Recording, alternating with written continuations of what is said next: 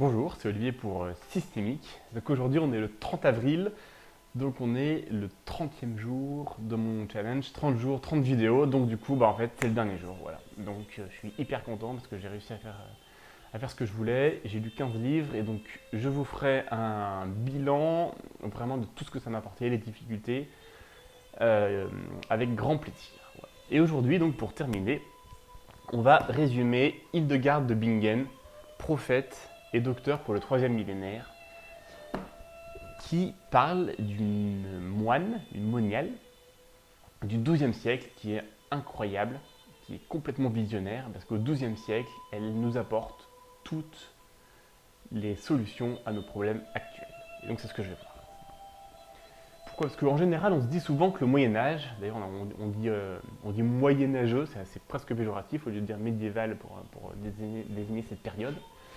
Et on a beaucoup de croyances qui sont vraiment très négatives sur le Moyen-Âge. Et en fait, en lisant un peu les histoires de l'époque, en lisant, en se documentant avec pas les scientifiques, mais plutôt les historiens, on arrive à comprendre que c'était une période très riche. Et par exemple, Notre-Dame de Paris, voilà, elle date de cette période-là. Et on serait quasiment incapable de nos jours, avec les techniques de l'époque, c'est-à-dire sans utiliser du béton armé par exemple, on serait incapable de reconstruire les chefs-d'œuvre des cathédrales. Voilà. Et donc je vais vous parler de cette Hildegarde. Voilà. Donc déjà ce qui est incroyable, c'est elle date du XIIe siècle, c'est-à-dire 4 siècles avant Léonard de Vinci, et elle avait entre guillemets déjà tout compris. En introduction, je vous dis juste un truc. Je ne sais pas si vous voyez, je pense que vous connaissez le dessin de Léonard de Vinci, où on voit un homme avec les bras étendus à l'intérieur d'un cercle, pour montrer en fait la proportion parfaite de l'homme. Et ben, en fait, elle avait déjà dessiné ça à l'époque. Donc, je vous montrerai, je vous mettrai dans la vidéo. Et donc, ce qui est incroyable, c'est que alors je vous ai résumé ça en 5 points. Le premier point, c'est la vision intégrale de l'homme. Donc, elle dit que le corps est l'atelier de l'âme où l'esprit vient faire ses gammes. J'en fais. Le corps est l'atelier de l'âme où l'esprit vient faire ses gammes. C'est-à-dire que déjà au XIIe siècle, elle comprenait, ce qui paraît complètement évident maintenant, mais il y a eu beaucoup de philosophies depuis qui ont complètement dit l'inverse, de séparer le corps et l'esprit, de séparer le corps, l'âme, de vraiment, et le Platon qui sépare complètement les deux par exemple. Et elle, au XIIe siècle, elle a dit, les trois sont complètement liés. Et après, j'ai fait une vidéo là sur le dis-moi où tu as mal et je te dirai pourquoi. Et en fait, on voit que si le corps est en très bonne santé et que l'esprit va mal, c'est-à-dire que si vous n'allez pas bien, vous ne pouvez pas avoir un corps en bonne santé. Et l'inverse est également bon. Vrai. Si vous avez un corps malade, eh ben, votre esprit ne peut pas aller bien. Et en fait, vous ne pouvez être bien si les deux ne sont pas bien. Tout simplement, vous connaissez anima sana in corpore sano.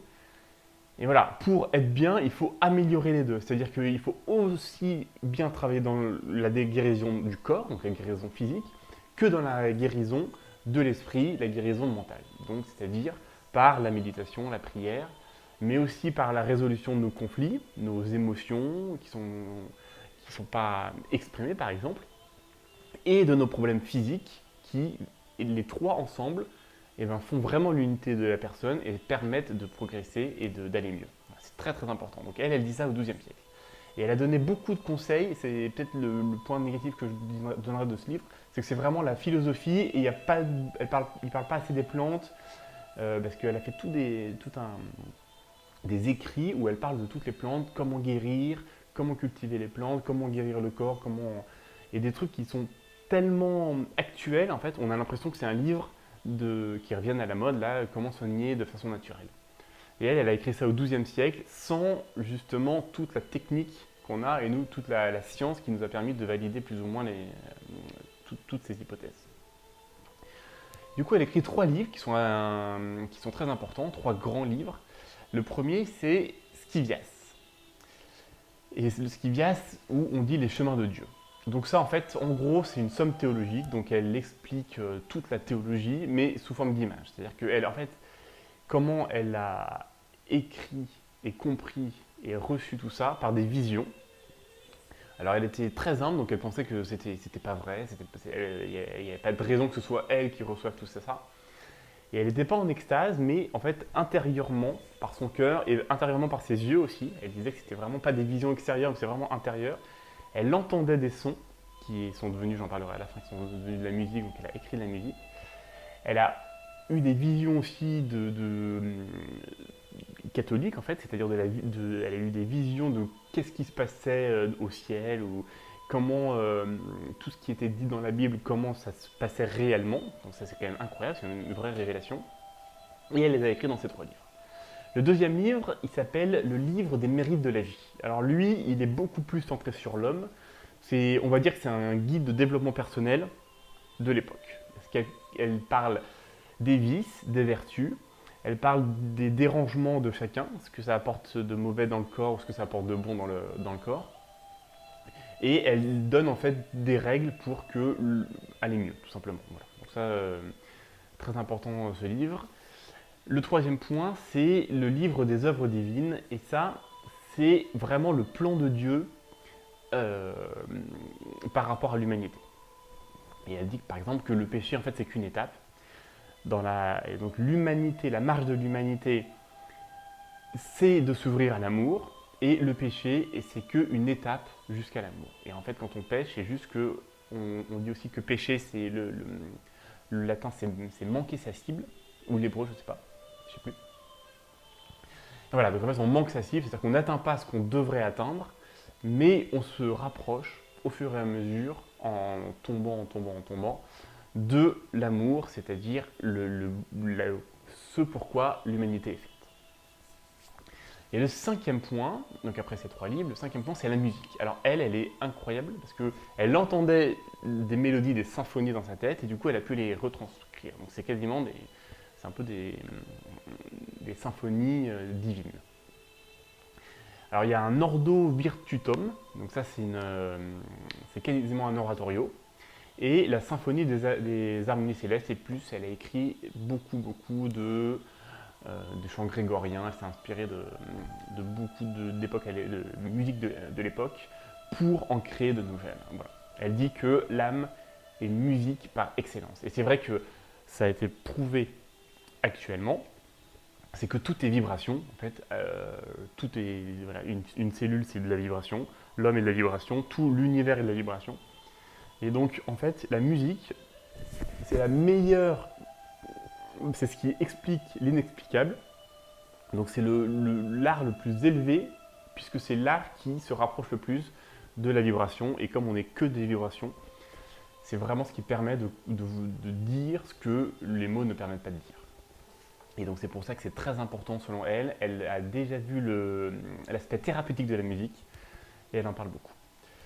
Donc voilà, donc c'est incroyable cette moniale du XIIe siècle qui arrive à être autant d'actualité, c'est-à-dire qu'elle arrive à nous donner des leçons à la fois par rapport aux plantes, à la fois par rapport à la façon dont prendre soin de son corps, à la façon de se guérir et la façon de prendre soin aussi de son âme par la musique par exemple.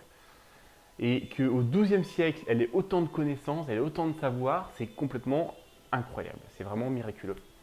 Et donc du coup, elle écrit tout ça et elle a été, en 2012, elle a été béatifiée, elle a été terminée d'être béatifiée et elle est devenue docteur de l'Église. Donc ça représente vraiment une nouvelle, ça veut dire que c'est une nouvelle voie dans la recherche de la vérité. Voilà, donc c'était Olivier pour Systémique. J'espère que ce livre vous a plu. Je l'ai trouvé vraiment intéressant. Le seul point, c'est c'est vraiment la philosophie